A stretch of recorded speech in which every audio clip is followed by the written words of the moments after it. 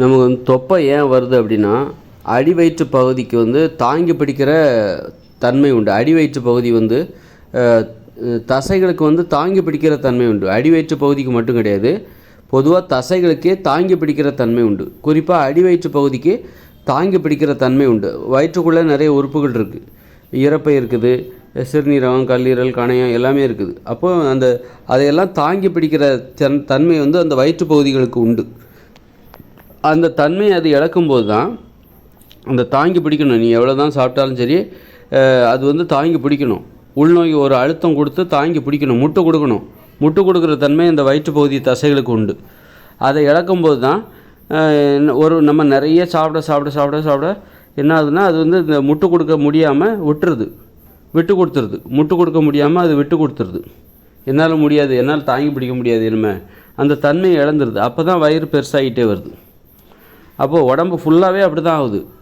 உடம்பு ஃபுல்லாகவே இந்த தசைகளோட தசைகள் வந்து தாங்கி பிடிக்கிற தன்மையுடையது. இந்த உடம்பை தாங்கி பிடிக்கிற தன்மை இந்த தசைகளுக்கு உண்டு. ஒரு முகமாக இருக்கட்டும், அந்த முகத்தை தாங்கி பிடிக்கிற தன்மை, இறுக பற்றி கொண்டு முகத்தில் உள்ள அந்த எலும்புகளை இறுக பற்றி கொண்டு முகத்தை தாங்கி பிடிக்கிற தன்மை அந்த தசைகளுக்கு, முகத்தசைகளுக்கு உண்டு.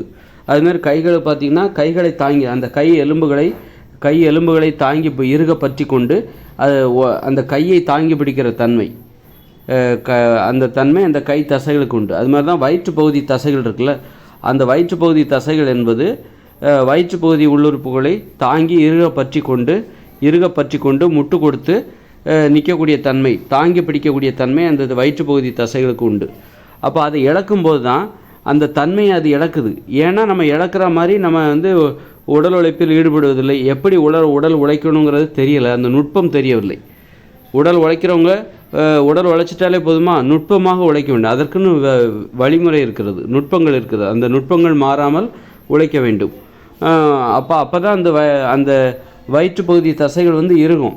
நீ வந்து வெறும் உடல் உழைப்பில் ஈடுபட்டு விட்டாலே வயிற்று பகுதி தசைகள்லாம் இறுகி விடாது. மூட்டை தூக்குறாங்க கடுமையாக, அவங்களே பார்த்திங்கன்னா தொப்பையோடு இருக்காங்க.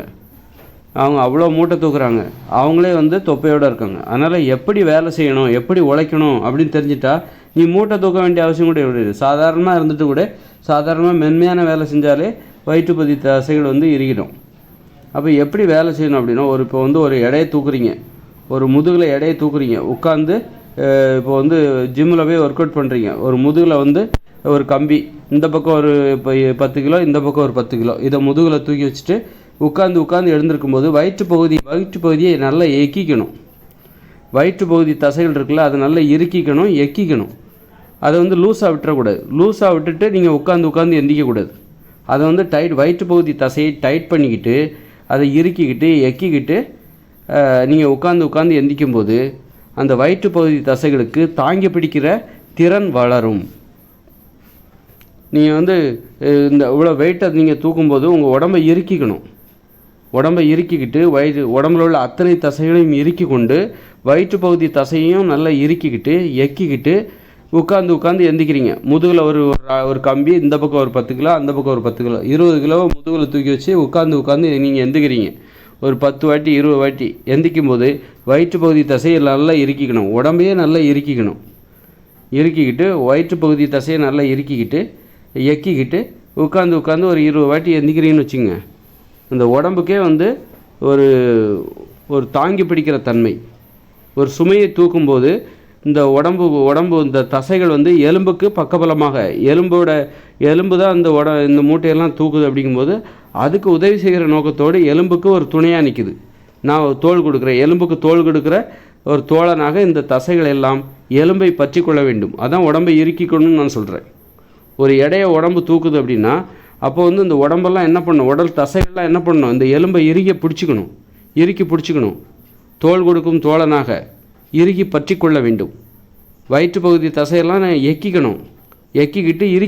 இறுக்கிக்கிட்டு தான் நீ உட்காந்து அந்த ஒரு மூட்டையை தூக்குற, அல்லது ஒரு தண்ணி கேனை தூக்குற, ஒரு மாதிரி அல்லது முதுகில் ஜிம்மில் போயிட்டு முதுகில் வந்து ஒரு கம்பியை வச்சுட்டு இந்த பக்கம் 10 கிலோ, இந்த பக்கம் 10 கிலோ, அதை தூக்கி வச்சுட்டு உட்காந்து எந்திக்கிற அப்படின்னா அப்போ வந்து ஒரு எடையை தூக்குறான். இந்த உடம்பு வந்து இந்த எலும்புகள் வந்து இப்போ எடையை தூக்க போகுது, அந்த எலும்புகளுக்கு நாம் உதவியாக இருக்கணும் அப்படின்னு சொல்லிட்டு அந்த தசைகள்லாம் என்ன பண்ணணும், அந்த எலும்புகளுக்கு தோள் கொடுக்கும் தோழனாக இருந்து கொண்டு அந்த எலும்புகளை இறுக பற்றி கொள்ள வேண்டும். அப்போ தான் நல்லா உடம்பை டைட் பண்ணிக்கணும், இறுக்கிக்கணும், வயிற்றை எக்கி கொள்ள வேண்டும், வயிற்றை இறுக்கி கொள்ள வேண்டும், வயிற்று பகுதி தசைகளை நல்லா இறுக்கி கொண்டு ஒரு எடையை தூக்க வேண்டும்.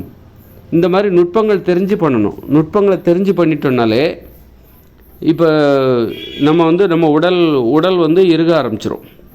இந்த நுட்பங்களை தெரிஞ்சிக்காமல் சும்மா ஒர்க் அவுட் பண்ணிட்டு போயிட்டாலே உடம்பு இறுக ஆரம்பிச்சிடும், அது தானாக நடக்கும் அப்படின்னு நம்ம நினைக்கக்கூடாது. இந்த நுட்பம் தெரிந்து அந்த வேலையை செய்யணும். அது மாதிரி இப்போ தொப்பை இருக்குதா, டெய்லி நம்ம வெளியில் வேலைக்கு போகிறோம், காலையில் இந்த வயிற்று பகுதி தசைகளை இறுக்கிக்கலாம், தொங்குகிற அந்த தொப்பையை கொஞ்சம் நல்லா டைட் பண்ணிக்கலாம் அப்படின்ட்டு என்ன பண்ணணும், வயிற்று பகுதி தசைகளை இறுக்கிக்கிட்டு முதுகில் ஒரு கம்பி, இந்த பக்கம் ஒரு 10 கிலோ, இந்த பக்கம் ஒரு 10 கிலோ தோள்பட்டையில் தூக்கி வச்சுட்டு 2 கையும் இந்த பக்கம் பிடிச்சிக்கிட்டு, ஒரு கை இந்த பக்கம் ஒரு பக்கம் இந்த பக்கம் பிடிச்சிட்டு, இந்த பக்கம் 10 கிலோ, அந்த பக்கம் 10 கிலோ உட்காந்து ஒரு 10-20 வாட்டி எந்திக்கிறீங்க. வயிற்றை எக்கிக்கணும், வயிற்றை இறுக்கிக்கணும்.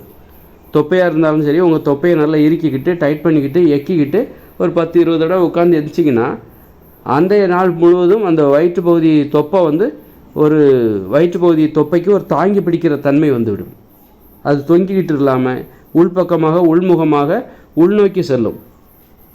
உள்நோக்கி அந்த தொப்பை குறையும்.